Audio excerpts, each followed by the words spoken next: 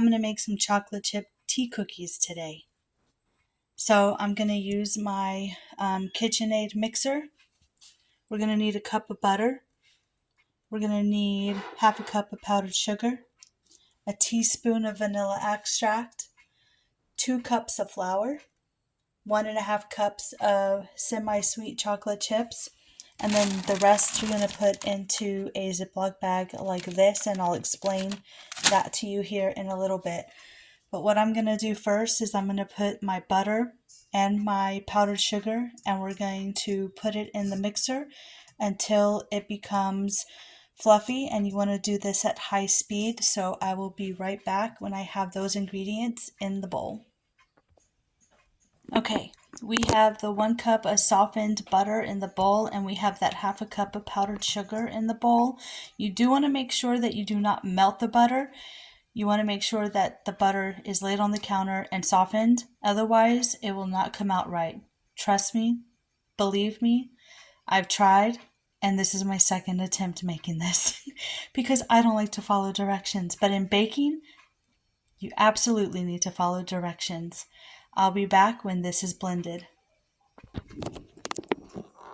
When the butter and the sugar are well blended, you want this kind of consistency to where it's light and fluffy. Then we're going to add in, if I don't spill it because I've already had it prepared here, you want to add a teaspoon of vanilla extract, and then you're going to blend this again. Next, you want to gradually beat in the flour. You want to do this slowly.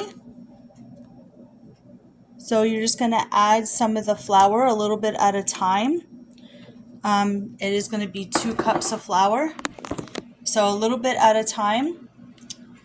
And once this is all incorporated, so basically what you're going to do is put a little bit, blend it, turn it back off, add a little bit, blend it, turn it back off until all your flour is used up.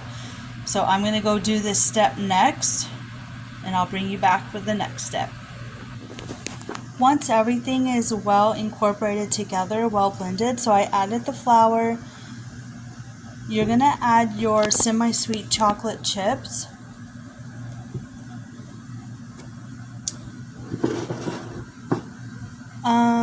And you're going to need 1.5 cups of the chocolate chips.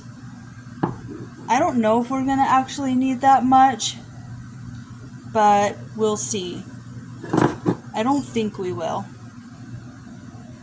But you could divide the 1.5 cups as well.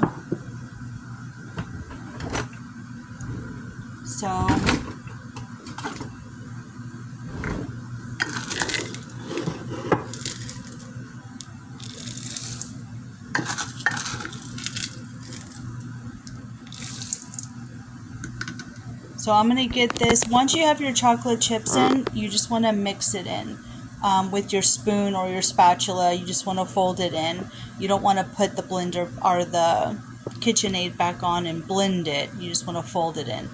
Alright, let me do that step and I'll bring you right back.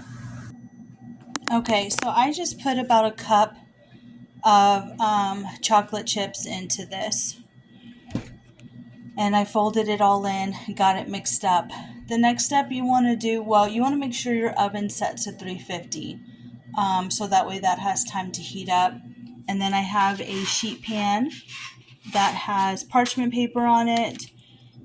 And then what I'm going to do is I'm going to drop these by the tablespoon onto the baking sheet. We're going to bake them. And then what we're going to do is we're going to melt the chocolate in the bag in the microwave for about 30 seconds. And then we're going to drizzle this on top of the cookie. So go ahead and get started dropping your spoonfuls of batter onto the baking sheet. And I'll bring you back when I'm done doing that step. Alright, so I rolled 1 tablespoon of the cookie dough and put them on the baking sheet. So they look like this. And these are going to go in the oven at 350 for 10 to 12 minutes. The cookies are out of the oven, so they're done baking, and this is what they look like.